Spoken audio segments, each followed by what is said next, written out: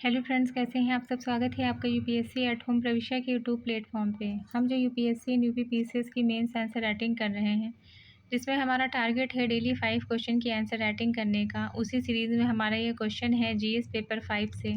Question number है 119। अभी तक हमने इस जीएस पेपर 5 के 118 क्वेश्चन कंप्लीट कर लिए हैं। हमने जीएस पेपर 1, 2, 3, 4, 5, 6 जो टोटल जो 6 पेपर हैं, सभी में हमने 100+ क्वेश्चन सभी में कंप्लीट कर लिए हैं। तो जिसने अभी तक नहीं देखा है तो हमारी प्लेलिस्ट में जाके आप उसको देख सकते हैं। और जिस किसी को भी इसका पीडीएफ चाहिए, जिसने अभी तक पीडीएफ नहीं लिया है, तो पीडीएफ आप हमारे टेलीग्राम हैंडल पे जाके प्रविष्या एलकेओ पर कांटेक्ट करके पीडीएफ को प्राप्त कर सकते हैं।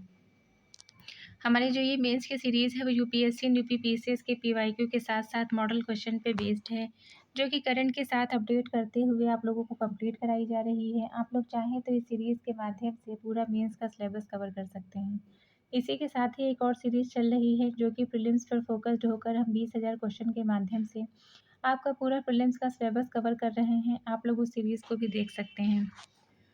तो अभी हम देखेंगे जीएस पेपर 5 का क्वेश्चन नंबर 119। क्वेश्चन क्या है? उत्तर प्रदेश में शहरीकरण की गति एवं स्वरूप का अध्ययन कीजिए। इसके सामाजिक एवं पर्यावरणीय प्रभावों पर चर्चा कीजिए। क्वेश्चन क्या पूछा गया है? उत्तर प्रदेश में शहरीकरण की जो गति है एवं उसके स्वरूप का अध्ययन करना है। इसका सामाजिक और पर्यावरणीय क्या प्रभाव पड़ा है, उसकी हमें चर्चा करनी है। तो सबसे पहले हम इसका इंट्रो देंगे, फिर क्वेश्चन की जो मेन बॉडी का पार्ट है उसमें शहरीकरण की गति और स्वरूप को बताएंगे। नेक्स्ट जो रहेगा इसका सामाजिक प्रभाव क्या पड़ा है, फिर कंक्लूजन देते हुए अपने आंसर को कंप्लीट करेंगे। तो सबसे पहले हम इसका इंट्रो देंगे। इंट्रो में हमने क्या लिखा है कि उत्तर प्रदेश भारत का सबसे अधिक जनसंख्या वाला राज्य है। यहाँ शहरीकरण की गति अपेक्षाकृत धीमी रही है, परंतु 1991 के बाद औद्योगिकरण, सेवा क्षेत्र की वृद्धि और अवसंरचना निवेश के कारण शहरीकरण की प्रकृति और स्वरूप बदलने लगे हैं। क्या हमने देखा है कि 1991 के जो है पहले इसकी शहरीकरण की जो गति थी वो अपेक्षाकृत जो है धीमी रही है, किंतु 1991 के बाद में औद्योगिकरण, सेवा क्षेत्र की वृद्धि के कारण और अवसंरचना निवेश के कारण शहरीकरण की जो प्रकृति और उसका जो स्वरूप था उसमें परिवर्तन देखने को मिल रहा है। शहरीकरण की गति एवं उसके स्वरूप को देखेंगे।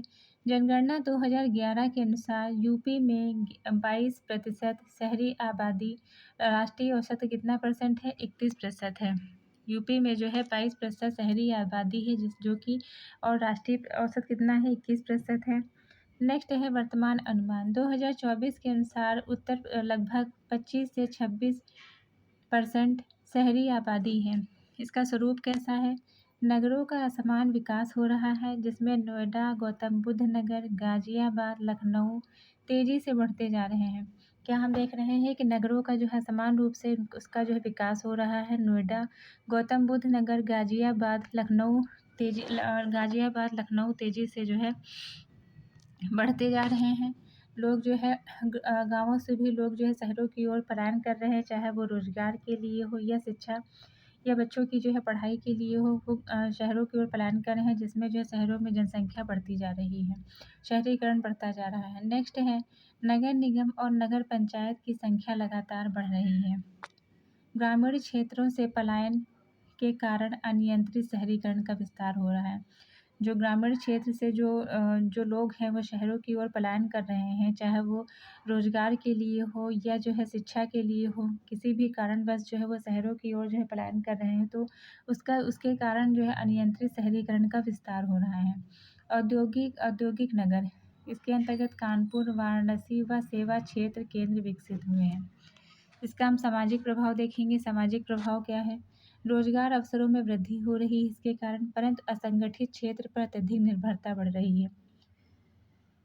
रोजगार के अवसर में तो वृद्धि हो रही है, किंतु जो असंगठित जो क्षेत्र है वहाँ पर अत्यधिक निर्भरता देखने को मिल रही है। झुग्गी झोपड़ियों और अनौपचारिक बस्तियों का विस्तार हो रहा है। सामाजिक विषमता और ग्रामीण शहरी असंतुलन पैदा हो रहा है। शिक्षा व स्वास्थ्य सेवाओं पर भी दबाव इसका देखने को मिल रहा है। तो ये हमने जो है क्या देखा, जो कि क्वेश्चन पूछा गया था कि उत्तर प्रदेश में शहरीकरण की गति और स्वरूप का अध्ययन करना था, इसके सामाजिक और पर्यावरणीय प्रभाव क्या थे, उसकी हमें चर्चा करनी थी। सबसे पहले हमने क्या देखा था कि पहले जो है शहरीकरण बहुत धीमी गति से बढ़ रहा था, किंतु 1991 के बाद जो है औद्योगिकरण, सेवा क्षेत्र में वृद्धि और अवसंरचना निवेश के कारण शहरीकरण की जो प्रकृति है और स्वरूप है वो बदलने लगा। नेक्स्ट हमने क्या देखा है, शहरीकरण की गति और स्वरूप में जनगणना 2011 के अकॉर्डिंग यूपी की जो जनसंख्या है 22%, शहरी आबादी और राष्ट्रीय औसत कितना है 31%।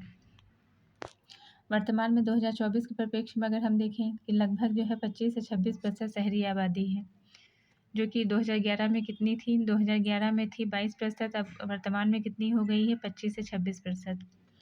तो ये बढ़ोतरी हुई है। नेक्स्ट है स्वरूप इसका कैसा है, नगरों का समान विकास हो रहा है। नोएडा, गाजियाबाद और लखनऊ जैसे लखनऊ में जो है तेज़ी से जो है क्या हो रही है, वृद्धि हो रही है जनसंख्या में।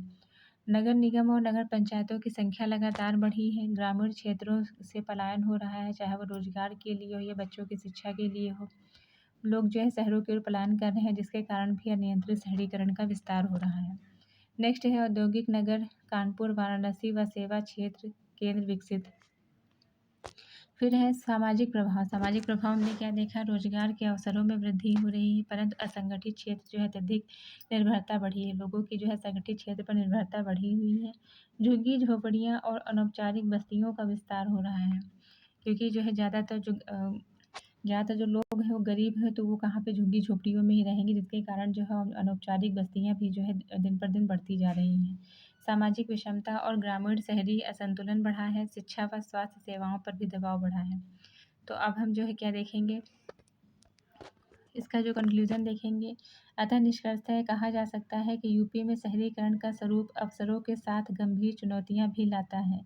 योजनाबद्ध स्मार्ट सिटी मिशन, अमृत योजना व सतत शहरी परिवहन पर फोकस करके इसे समावेशी पर्यावरणीय दृष्टि से संतुलित बनाया जा सकता है। तो ये हमारा क्वेश्चन कंप्लीट होता है, जो कि हमने लिया था जीएस पेपर 5 से। आपको हमारी जो मेंस की सीरीज़ चल रही है कैसी लग रही है, हमारे कमेंट सेक्शन में ज़रूर बताइए।